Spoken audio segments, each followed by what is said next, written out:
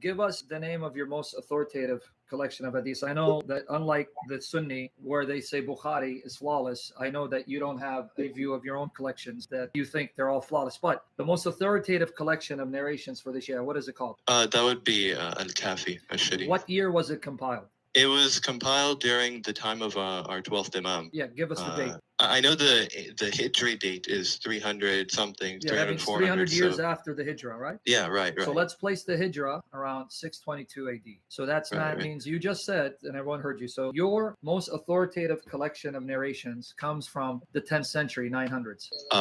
Yeah.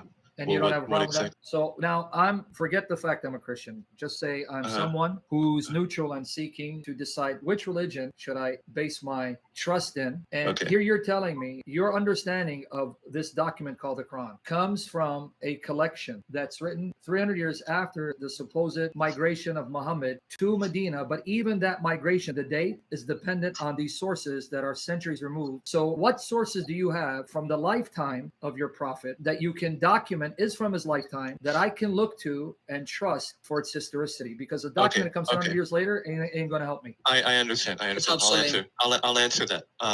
So the prophet, he said that he left behind two weighty things. How do you know he said that? So you're begging the question. This is known as a mutawatir hadith. There are more than 100 chains. Okay, friend, I'm not trying to cut you off. This mutawatir chain, you just begged the question. You didn't answer my question. So let's cut to the chase. You're now quoting to me a source that comes 300 years later where it's multiply attested 300 years later. What I'm asking is, show me from the reported time of your prophet that he said this, not from a document or documents where you have multiple people coming centuries later telling you this is what they heard, the generation before them and the generation before them, What evidence do you have from the 7th century your prophet said this? Well, the hadiths that are narrated in Al-Kafi don't all go they don't all go back to the prophet. They go back to the imam. The majority of the hadiths are from our imams, and the imams are direct descendants from the prophet. Can you prove everything they say? It's from. See again, prove what? You keep begging the question. Prove to me these imams are the descendants of Ali by first showing me that Ali existed in the 7th century and married Fatima, not from later sources, but from the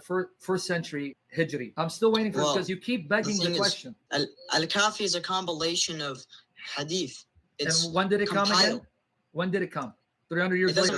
It doesn't matter when it's to you released. It doesn't matter. To us it does, because we're not Muslim. We don't share your assumptions. Prove the validity of your hadith collections that comes 300 years later, that we can trust them to tell us what took place 300 years earlier. So stop begging the question. I'm not a Muslim, so I don't share your assumptions. Prove it. I'm asking for historical data from the time when your prophet supposedly lived. In fact, how do you know he lived in the 7th century?